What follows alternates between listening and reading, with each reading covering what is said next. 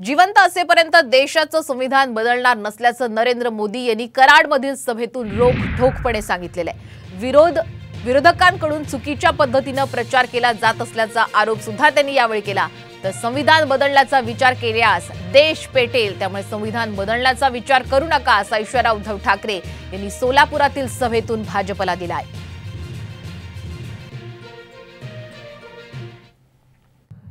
जब तक मोदी जिंदा है,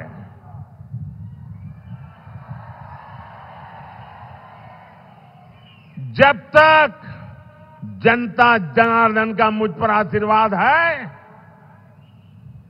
धर्म के नाम पर आरक्षण लाने की आपकी कोशिश, संविधान को बदलने की आपकी कोशिश,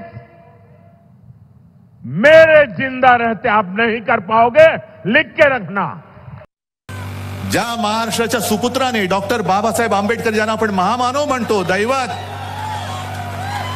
एक साधा दलित कुटुंबामध्ये जन्मलेला माणूस एवढा बुद्धिमान होऊ शकतो आणि देशाची घटना लिहू शकतो आणि त्या घटनेवरती आम्ही देश चालवायचा नाही होणार।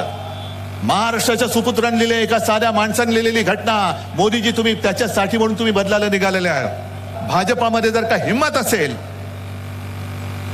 तर ज्या घटनेवरती हात ठेवून तुम्ही शपथ घेतली त्या घटनेला, ती घटना मोडण्यासाठी पुन्हा हात लावून बघा, संपूर्ण देश पेटून उठल्याशिवाय राहणार नाही।